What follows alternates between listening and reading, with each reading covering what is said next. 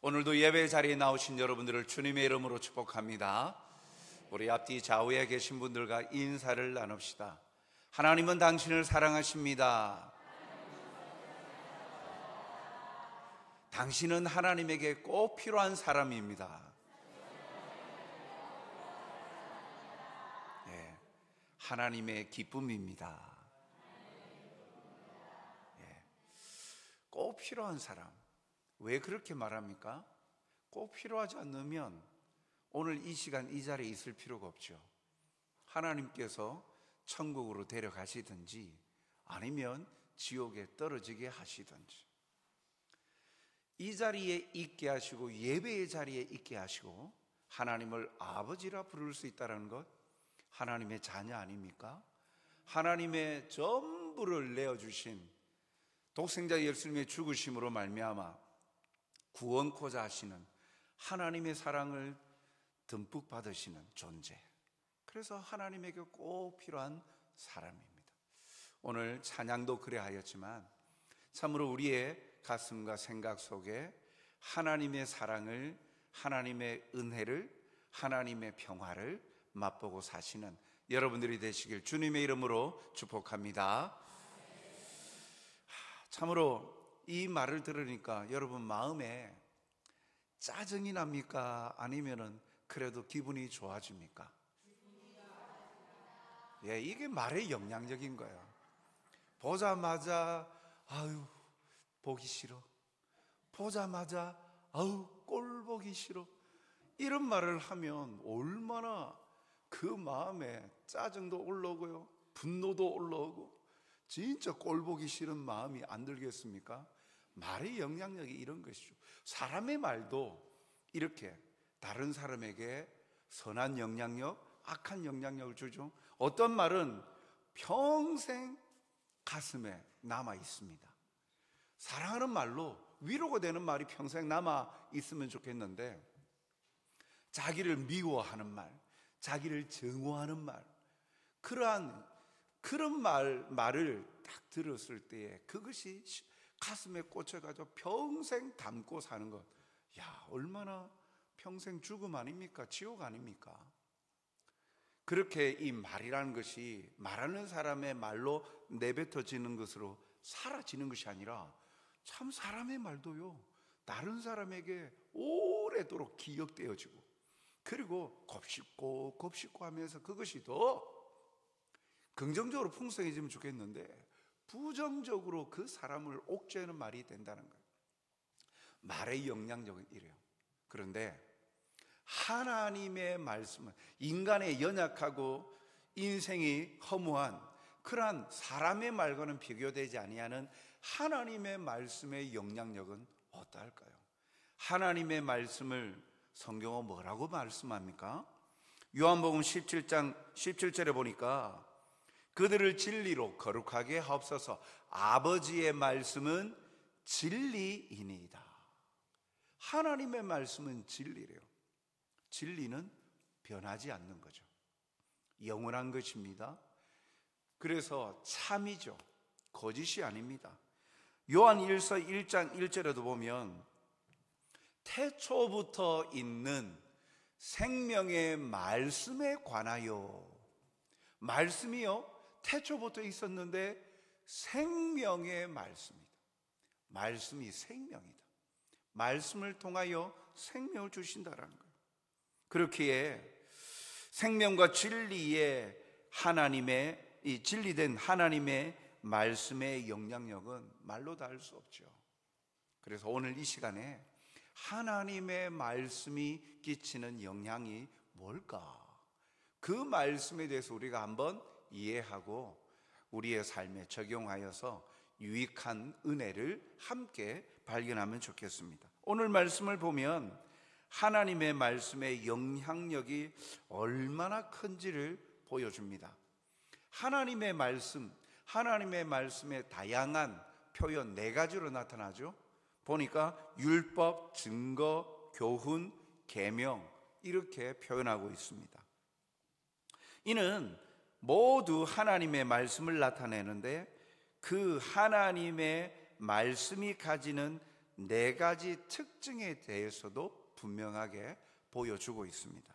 하나씩 살펴보면 먼저 첫 번째는요, 하나님의 말씀의 완전성의 특징을 가집니다. 하나님의 말씀은 완전하다라는 거예요. 오늘 7절 상반절에 보니까 여호와의 율법은 완전하여. 율법, 하나님의 말씀의 다른 표현들이죠. 율법은요, 기준을 나타내요. 무엇이 선이고 악인지, 의롭고 불의한지를 구별하는 기준점이 바로 율법이에요. 말씀이에요. 말씀이 그 기준점이 된다라는 겁니다. 사람들의 생각, 많은 사람들이 이것이 옳다 하면 그것이 옳고 진리가 되는 것이 아닙니다. 그 이제 군중적인 어떤 상대적인 진리가 아니에요. 말씀은 절대적인 선, 절대적인 진리를 말씀하죠. 그것이 율법은이라고 이야기하는 거예요. 그래서 율법이 완전하다라는 것은 어떠한 결함도 없고 부족함이 없다라는 말이 완전하다라는 것 아닙니까? 그렇기에 오직 말씀이 모든 것의 기준이 되고 표준 잣대가 되는 거예요. 우리가 살아가면서 표준 기준 잣대가 되는 것, 시간, 그렇지 않습니까? 그리니치 천문대를 통하여서 전 세계가 오늘부터 이것을 한 시간의 단위를 같이 정의를 하고 서로가 약속하였죠. 그리고 그 길이를 또 다른 금속 물질을 통하여서 이것을 1cm라고 하자. 그래서 기준점을 딱 정해놓고, 그래서 모든 걸 규격, 제품이라고 이야기할 때에 이 규격이 센치로 할 때는 이렇고 인치로 할 때는 이렇다. 그 기준점이 있으니까 서로가 그 센치, 몇 센치, 그 정도구나 하는 것을 알 수가 있는 거예요. 기준점이 되는 거예요. 그 기준이 되는 것이 중요해요. 기준이 없으면요, 각자 자기 생각대로 그렇게 받아들이고 생각하다 보면 혼돈이죠. 소통이 이루어지지 않죠. 그것이 기준점의 역할이에요. 율법이 완전하다. 왜? 부족함이 없고 틀림이 없기 때문에 무엇이 선인지, 무엇이 불의한 것인지, 거짓인지, 의로운 것인지 그것을 분별할 수 있는 절대적인 진리, 기준점이다. 그것에 이 말씀의 그 완전성의 이 특징을 가지고 있는 거예요. 두 번째는요, 말씀의 특징은 확실성, 확실하다라는 거예요. 7절 하반절을 보니까 여호와의 증거는 확실하며 라고 말하죠. 말씀의 그 두 번째 특징은 확실성이에요. 하나님의 말씀을 여호와의 증거로 표현해서 하나님의 말씀의 권위를 나타내고 있던 거예요. 증거는 사실에 대해서 법정 재판정에서 증거물에 의하여서 옳고 그름, 사실 아니면 거짓 판가름하지 않습니까? 그래서 그 증거물은요, 그 판가름하는 데에 중요한 역할을 합니다. 권위를 가지는 거예요. 말씀, 여호와의 증거, 하나님의 말씀은 이러한 확실하다, 말씀의 권위예요. 그래서 시시비비를 가리고 진리와 거짓을 판명짓기 위해서 사용되는 증거처럼, 사회적으로는 증인이 공적으로 신뢰가 가는 사람의 증언은요, 더군다나 큰 효력을 발생하죠. 사람도 그러한데 하나님, 세상을 창조하시고 공의로우신 하나님의 증거는요, 불완전한 사람이 내어놓는 증거와는 비교할 수 없지요. 그렇기 때문에 하나님의 증거, 말씀은 확실하다, 믿을 만한 가치가 충분하다, 거짓이 없이 믿을 만한 가치, 신뢰할 만하다라는 것, 그것이 말씀의 확실성이에요. 귀에 걸면 귀걸이, 코에 걸면 코걸이, 이렇게 바뀌어져 버리면 그것이 어떻게 확실하겠습니까? 불확실하죠. 그것은 기댈 수가 없잖아요. 그런데 말씀은 확실하다.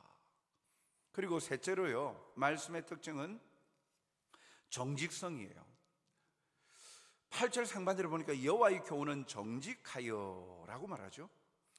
하나님의 말씀을 교훈이라고 말하는 것은 하나님과 언약 관계에 있는 백성들에게 무엇을, 백성의 삶을 어떻게 살아야 하는지 조언하고 격려해주는 측면을 강조하기 위해서 말씀을 교훈이라고 이야기를 하는 겁니다.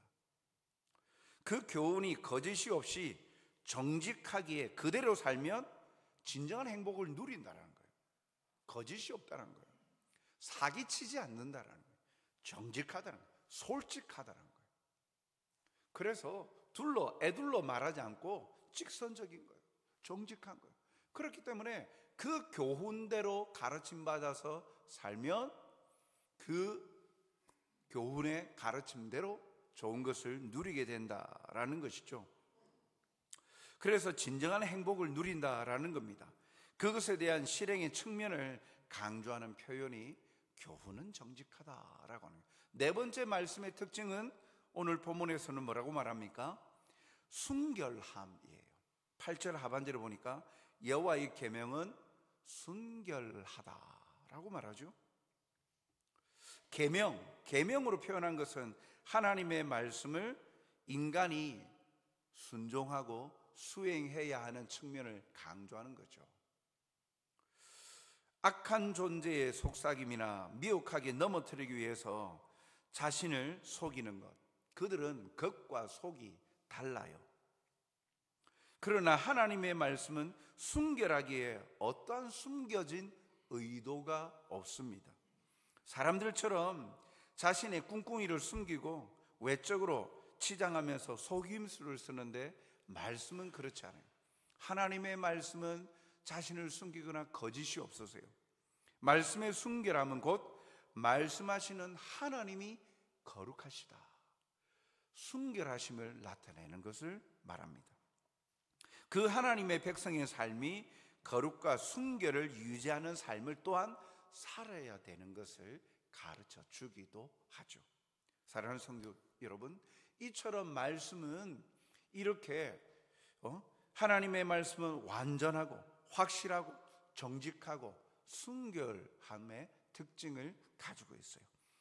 그러므로 그 가까이 하고 믿고 따르면요, 삶이 정화되어지고 바른 길로 나아갈 수 있습니다.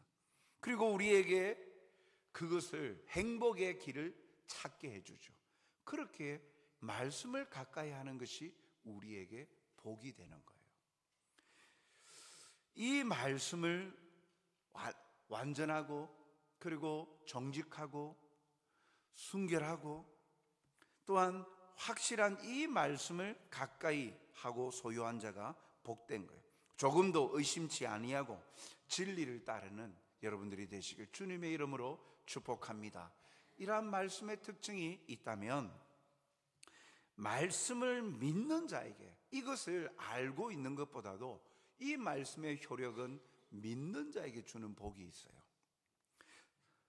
데살로니가전서 2장 13절은 이렇게 말씀합니다. 이러므로 우리가 하나님께 끊임없이 감사함은 너희가 우리에게 들은 바 하나님의 말씀을 받을 때에 사람의 말로 받지 아니하고 하나님의 말씀으로 받음이니 진실로 그러하도다. 이 말씀이 또한 너희 믿는 자 가운데서 역사하느니라. 말씀을 사람의 말로 받지 않고 하나님의 말씀으로 받아들이는데, 그것을 믿음으로 받아들일 때 그 말씀이 그 사람 믿는 자 속에서 역사한다, 역사하여서 삶을 변화시킨다라는 거예요. 그러면 이 확실한 말씀을 붙들고 믿는 자에게 어떠한 복이 있다라고 말합니까? 7절 상반절을 보니까 여호와의 율법은 완전하여 영혼을 소성시킨다. 말씀을 믿는 자에게 이 말씀이 역사한다 그러는데 어떤 역사, 어떠한 은혜와 복이 있다고요? 영혼을 소성시킨대요. 소성시킨다는 것은 회복해 한다라는 말입니다. 하나님의 말씀이 죄악으로 황폐되어서 죽어가는 사람의 영과 육을 모든 면에서 소생시키고 온전히 회복시켜 준다. 그런 복을 누린다라는 거예요. 바른 생각과 바른 정신을 갖게 하죠. 즉 이는 하나님의 말씀만이 인간을 온전하게 변화시키는 능력이 있고, 그리고 새롭게 한다라는 것을 가르쳐 주죠. 또한 둘째로요, 어떠한 복이 이 믿는 자 속에서 역사하는 것, 어떠한 복이 주어집니까? 7절 하반절을 보니까 여호와의 증거는 확실하여 우둔한 자를 지혜롭게 한다. 지혜롭게 해준대요. 우둔한 자, 옳고 그름에 대한 분별이 없어서 그릇된 교훈에도 흔들리는 어리석은 자, 그런 사람이 우둔한 자다. 눈앞에 진리가 있는데도 그것이 뭔지도 모르고 그래서 무엇이 옳고 그른지 분별하지 못하는 것, 그런 사람, 어리석은 자를 우둔한 자라는 거예요. 그런 사람들을 말씀을 받아들이고 믿으면 그런 사람을 지혜자로 만들어준다는 거예요. 붙들어야 할 진리를 보여줍니다. 참 지혜, 그것은 여호와를 사랑하고 섬기는 것, 경외하는 것이죠. 욥기 28장 28절을 보면 보라, 주를 경외함이 지혜요. 잠언서에도 모든 지식, 지혜의 근본은 여호와를 경외하는 것이다. 그것이 지혜의 근본이다라고 말씀하죠. 단순히 다른 이들보다 똑똑하고 많이 알고 누리는 것이 지혜로운 것이 아니고, 영원한 주님과의 만남으로 주님을 신뢰함으로 지혜로운 삶, 옳고 그름을 분별하여서 하나님께서 보여주신 옳은 길로, 생명의 길로, 좋은 길로 나아가게 하는 그런 선택해서 나아가는 삶, 그 지혜로운 삶을 살게 해준다는 거예요. 나는 우둔한 자입니까? 지혜자입니까? 이 질문은 다르게 말하면 내 삶이 말씀의 가치를 쫓아가는지, 말씀을 따르는지, 아니면 썩어져 없어질 세상의 가치를 쫓아가는지에 대한 질문이기도 하죠. 우리는 무엇을 위해 삽니까? 라는 질문에 주를 위해 살아가는 자, 그래서 진정한 참된 행복을 발견하는 그런 지혜자로서 살아가는 자입니다 라고 당당히 고백할 수 있는 성숙한 그리스도인들이 다 되시길 주님의 이름으로 축복합니다. 그리고 셋째로, 그 말씀은 믿는 자에서 역사한다고 그랬는데, 그런 역사는, 그 믿는 자가 누리는 복은요, 셋째로 마음을 기쁘게 한다. 말씀은 마음을 기쁘게 한대요. 8절 상반절에 보니까 여호와의 교훈은 정직하여 마음을 기쁘게 하고, 말씀은 마음을 기쁘게 합니다. 마음을 기쁘게 한다는 것은 곧 삶의 참된 기쁨을 누리는 것을 말하는 거예요. 유대인들에게 있어서 마음은요, 전 인격을 나타냅니다. 그래서 단순히 그냥 정신적으로, 감정적으로 기쁘게 하는 것이 아니라 삶을 기쁘게 한다는 거예요. 마음을 기쁘게 한다는 것은 그 사람이 마음으로부터 시작하여서 온 삶의 모든 영역에 기쁨을 누리게 한다. 오늘 기쁘게 하고라는 이 표현이요, 단회적인 한 번으로 끝나는 표현이 아니라 지속되는 계속성을 나타내는 단어를 사용하고 있어요. 지속적으로, 계속적으로 기쁨을 준다. 무엇이요? 말씀을 믿는 자 속에서는요, 말씀이 그 사람에게 마음뿐만 아니라 전 인격과 삶 속의 기쁨을 발견하게 한다. 어떤 기쁨? 쉽게 사라져 버리는 기쁨이 아닌 참된 기쁨, 영원히 지속되는 기쁨, 상황과 환경을 초월하는 참 기쁨을 맛보고 지속적으로 누리게 해준다라고 말씀하고 있는 거예요. 어떤 이들은 명예를, 기쁨을 얻기 위해서 돈을 쫓아가기도 하고 명예를 쫓아가기도 합니다. 그러나 그런 것들은 영원하지 않죠. 돈이 많아지면 없을 때보다는 기쁘죠.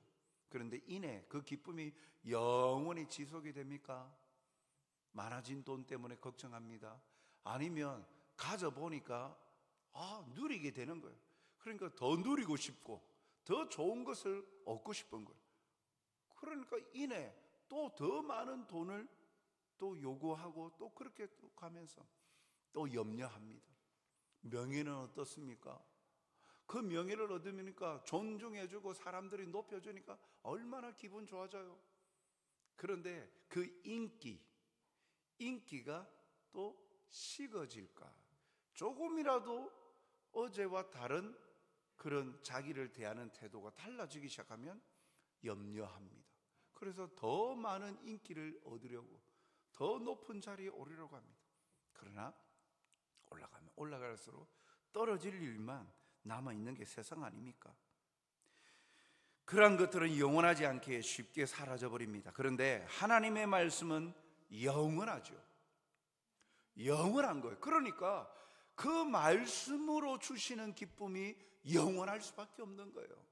영원하신 하나님의 말씀이 주시는 기쁨은 있다가 사라져버리는 그런 세상의 기쁨과는 차원이 다른 거예요.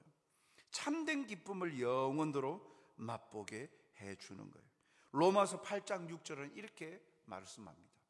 로마서 8장 6절, 육신의 생각은, 마음은 사망이요 영의 생각은 생명과 평안이라. 영의 생각, 영이신 하나님께서 주시는 생각과 마음, 말씀으로 말미암는 것, 그 모든 것, 그것은 영원한 것이다. 영원토록 생명을 주고 영원한 평안을 안겨준다라고 말씀하죠. 육신의 생각으로 가득 찬 마음을 소유한 자는요, 멸망과 절망, 사망의 길을 가지만 말씀의 저자이신 성령께서 함께 하시는 자, 그 하나님께서 주시는 마음, 생각, 그것은요 생명과 평안이라 라고 말씀하는 거예요. 사랑하는 성도 여러분, 말씀을 가까이 하며 정직한 말씀대로 순종하는 자에게는요, 말씀의 주인이신 하나님의 주시는 평안, 평화가 있어요. 요한복음 14장 27절에 이렇게 말씀하죠. 평안을 너희에게 끼치노니 곧 나의 평안을 너희에게 주노라. 내가 너희에게 주는 것은 세상이 주는 것 같지 아니하니라. 너희는 마음에 근심하지도 말고 두려워하지 말아라. 왜요? 주님의 사라지지 아니하는 영원한 평안을 주셨으니까 세상에 여러 가지 있다가 사라져 버릴 것들에 대해서 염려하고 두려워하지 말아라. 내가 주는 평안은 세상이 주는 평안과는 차원이 다르다. 영원토록 생명과 평안을 안겨주기 때문에 염려하지 마라. 그래서 맡기라. 주께 맡겨버리라. 너희 모든 염려를 주께 맡겨버리라. 주께서 너희를 권고하시리라 말씀하시는 거죠. 오늘 하루도 이 정직한 말씀의 통치 아래 성실하고 정직한 세상에 천국의 의를 나타내며 참된 마음의 말씀으로 말미암는 기쁨, 세상이 줄 수 없는 환경 가운데 속에서도 환경을 초월하는 영원한 기쁨을 맛보고 사시는 기쁨의 사람들이 되시길 주님의 이름으로 축복합니다. 그리고 넷째로 이 말씀을 믿는 자에게 주시는 복, 그 역사하는 것은요 8절 하반절에 보니까 눈을 밝게 한다라고 합니다. 여호와의 계명은 순결하여 눈을 밝게 하시도다. 눈이 밝아진다라는 것은 선과 악을 구별하게 한다라는 거예요. 봐야 할 것이 무엇이고 들어야 할 것이 무엇이며 따라야 할 것이 무엇인지를 분별하게 하는 거예요.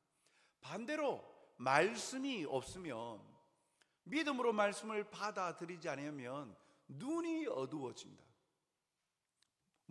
앞을 못 본다는 것이 아니라, 육신적으로 앞을 못 본다는 것이 아니라 판단하지 못하는 거예요. 분별력이 사라져 버리는 거예요. 눈이 어두워서, 사실은 그래서 세상에 악한 것들에 사기를 당하는 거예요. 무엇이 옳은지 그런지를 분별하지 못하니까 따라다니다가 피폐해지는 거죠. 물질도 몸도 건강도. 그러나 말씀을 믿음으로 받아들인 자는 말씀을 통하여 그 말씀이 그 사람의 눈을 밝게 해서 영안이 열리게 하여서 무엇을 보고 분별해야 되는지를 가르쳐 주는 거죠. 이 세상의 가장 큰 문제는 무분별한 정보와 내용들이 우리를 뒤덮고 있다는 것입니다. 어느 시대보다 우리가 살아가는 이 시대가 그 시대 속에 살아가고 있잖아요. 참 두렵잖아요. AI, 인공지능이 나오니까 다른 어떤 시대보다도 더 어찌 보면 두려운 시대를 살아요. 편리하죠. 편리한데 이 AI, 인공지능에 대하여서 학자가 말하기를, 그들도 그래요. AI는 통제 대상이 아니다 라고 이야기해요. 야, 무서운 말이에요. 사람이 AI를 통제할 수 있다라고 생각하는 것은 잘못되었다라고 말을 했어요. 굉장히 던져주는 바가 크죠. 인공지능이 발달하면 발달할수록 여러분 얼마나 심각한 그 범죄 가운데 하나 그거 아닙니까? 딥페이크. 그 기술을 통해 가지고 사실처럼 거짓인데 그 자기 얼굴 이렇게 도용하고요. 그 장소에 없었는데 거짓인데 마치 내가 그 장소에 있었던 것처럼 거짓된 사진, 심지어는 동영상까지 만들죠. 이제는 음성도 그대로 이렇게 모방 안 합니까? 내가 한 말이 아니에요. 그런데 자기가 한 말이 이렇게 나와요. 무서운 시대를 살아가고 있어요.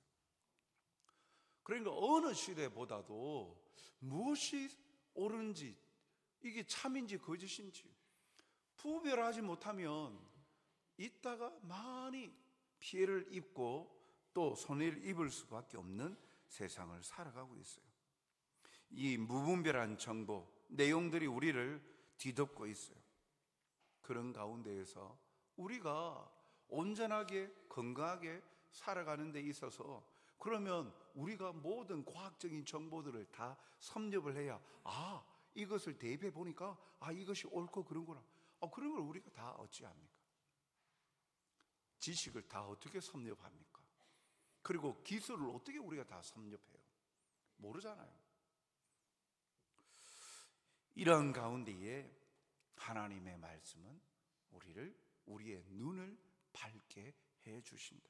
성령께서 말씀을 통하여서 우리가 보아야 할 것, 그리고 그것을 분별할 수 있는 분별력을 주시는 거예요.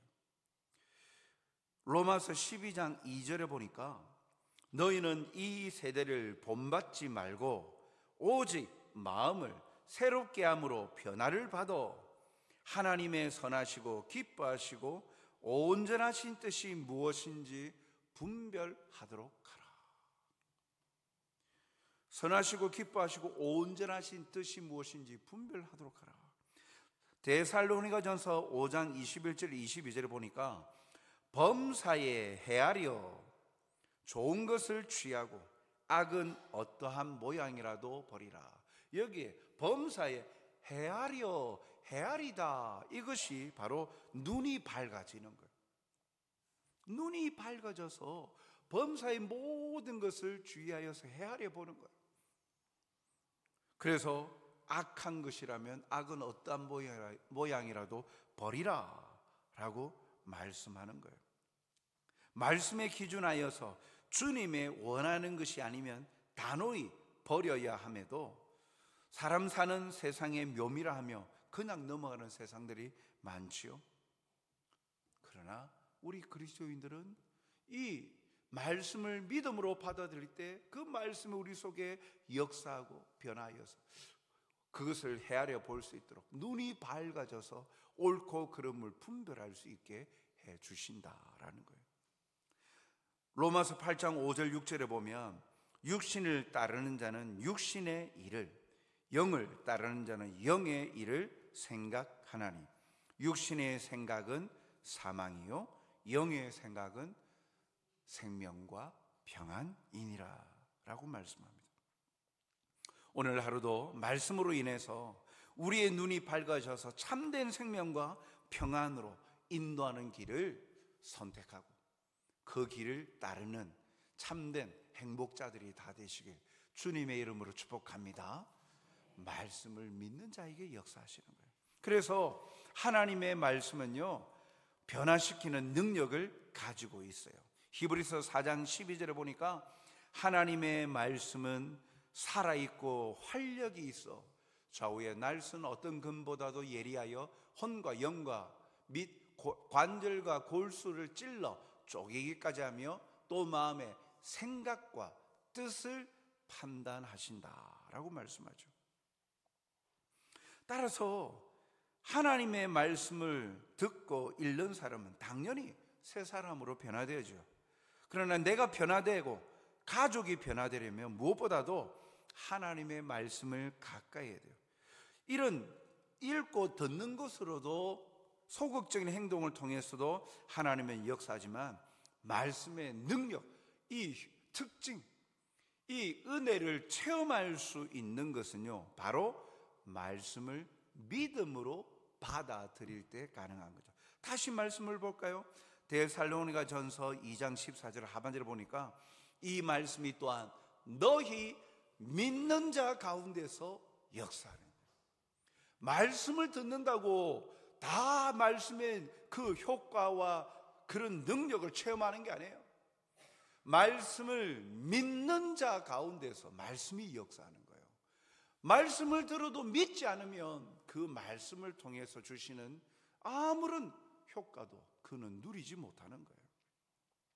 믿음은 순종이 따라요. 믿는 자 가운데서 역사한다는 것은 그러한가 하여서 믿어 그 말씀대로 순종할 때 역사가 나타나는 거예요. 애굽 백성들이 출애굽하여서 광야를 지나고 이제 요단강을 건널 때 보십시오. 볼이 거둔 추수하는 시기가 되어서 그때는 비가 이게 많이 와서 그 요단강이 평상시에는 개울처럼 하천처럼 쫄쫄쫄 흐르던 곳이 물이 많은 거예요. 그래서 범람할 정도로 물이 넘실넘실 거리는 거예요, 요단강에. 그런데 거기를 건너가야 돼요. 어떻게 건너갔습니까? 언약궤를 맨 제사장들의 발이 먼저 앞서갑니다. 그들이 언약궤를 메고 그 넘실거리고 범람해져 보이는 그 요단강에 발을 잠그자 물이 갈라졌어요. 가기도 전에 하나님께서 그 눈앞에서 요단강을 갈라지게 한 게 아니라 그 제사장들이 얼마나 겁나게 해서요. 제사장들이라고 모든 것에 겁이 없는 사람입니까? 여러분, 그 하천이나 아니면 그 강에 급류 같은 거 물이 많아서 우기에 여름철에 그렇게 급류가 이렇게 일어날 때 한번 거길 발을 담고 걸어 보신 적 있습니까? 그 다 건널 것 같아도요, 발목에 잠길 때만 해도요 휘청휘청해요. 그런데 이 발목에서 물이 점점 올라오기 시작하면요, 그 몸을 가누지를 못하고 넘어가죠 버립니다. 흙탕물이 이렇게 지나다니는, 얼마나 겁납니까? 태풍이 오고 많은 비가 쏟아졌을 때 보십시오. 그 급류가 흘러가면서 다리도 다 무너뜨려 버리는 그것들을 여러 번 보지 않으셨습니까? 제사장들도 무섭죠. 사람인데요. 그런데 건너라, 지나가라, 믿음으로 발을 떼는 순간 그 넘실거리는 요단강에다가 발을 잠그는 순간 갈라졌어요. 잠그기도 전에, 그 발을 담그기도 전에 갈라진 것이 아니죠. 순종, 믿음은요 순종이 따르게 되어 있는 거예요. 순종하는 자에게, 믿음으로 말씀을 따라 행하는 자에게 비로소 역사하는 거예요. 아니, 왜 저 사람에게는 하나님의 은혜가 있고 간증거리가 많은데 왜 나에게는 하나님이 살아계심을 경험하지 못합니까? 왜 나에게는 하나님이 역사하시는 것을 체험하지 못하죠? 엄밀히 따져보면 하나님의 때 방법이 있습니다만 말씀을 따르고 순종할 때 말씀해 주시는 유익과 기쁨을 맛보고 누리는 거예요. 믿음은 순종이 따르는 거예요. 그냥 말로만 하는 것이 아니에요. 그것이 그 완전하고 확실하고 정직하고 순결하신 말씀을 믿어 그 말씀대로 묵묵히 기쁨으로 따를 때, 순종할 때 비로소 역사하는 거죠. 우리를 완전케 하시고 새롭게 하는 변화를 주시는 말씀이라고 믿는 자는 말씀을 늘 가까이 하고 말씀하신 대로 따르는 순종적인 삶을 삽니다. 그럴 때 우리를 변화시키는 능력이 나타나요. 사랑하는 성도 여러분, 하나님의 말씀은 종이에 가두어져 있는 글자나 책으로서만 존재하지 않습니다. 살아계신 하나님의 살아있는 진리의 말씀이기에 그 효력과 영향력은 영원하신 하나님처럼 영원한 영향력을 줍니다. 그 살아있는 생명의 말씀을 따르고 순종하면 우리의 영혼이 소생케 되어지고 회복되어지고 지혜로워지고 무엇이 옳고 그른지를 분별하여 보아야 할 것을 보고 마음의 기쁨, 천국을 맛보게 하시는 거예요. 수고와 슬픔의 내용들로 시시각각 우리를 괴롭히는 이 세상에서 하나님의 주시는 천국을 맛볼 수 있는 것은 바로 말씀을 가까이 하는 거예요. 말씀을 묵상하고 그 말씀이 그러한가 하여 실천하는 삶을 사는 거예요. 순종의 삶을 사는 거예요. 그 말씀으로 인하여 진정한 기쁨과 평안을 맛보게 되는 거예요. 오늘도 이 말씀의 그런 영향력을 풍성히 누리며 살아가시는 복된 성도들이 다 되시길 주님의 이름으로 축복합니다. 작은 말씀이라도 한 말씀이라도 따라서 순종해 보십시오. 오늘 말씀 통해서 내가 적용하고 실천할 수 있는 것이 무엇일까? 그래서 한번 실천해 보십시오. 그리고 하나님 앞에 간절히 기도하며 나아가보세요. 그러면 하나님께서 믿는 자 속에서 역사하시는 이 하나님의 말씀의 놀라운 역사, 하나님의 은혜를 체험하고 경험하게 되실 겁니다. 그 은혜가 모든 성도들이 풍성히 누려서 모든 성도들의 입술을 통하여 간증들이 풍성히 흘러 넘치기를 주님의 이름으로 축복합니다. 사랑과 자비가 풍성하신 아버지 하나님, 오늘도 하나님의 말씀, 진리의 말씀, 생명의 말씀임을 믿기에 믿음으로 순종하고 따릅니다. 따르는 모든 자들에게 역사하여 주시옵고 나타내 주시옵소서. 영혼을 소생시켜 주시고 마음의 기쁨과 평안을 맛보게 하여 주시고 눈을 밝게 하여 주시어서 어떤 순간에도 흔들리지 아니하고 참된 진리를 쫓아 참을 쫓아가는 자, 거짓에 휩싸이지 아니하고 참된 생명의 길로 나아가는 복된 자들이 되게 하여 주시옵소서. 악하고 힘들고 험악한 이 세상 속에서 우리의 세파의 마음이 다치고 또 상처를 입은 영혼들이 이 말씀들로 인하여서 하나님의 사랑의 마음을 깨달음으로 마음의 위로가 되게 하여 주시고 세상이 줄 수 없는 참된 평안을 맛보아 참된 기쁨을 맛보며 살아가는 이 땅 어느 누구보다도 행복한 행복자로 살아가게 하여 주시옵소서. 감사하오며 예수님 이름으로 기도하옵나이다. 아멘.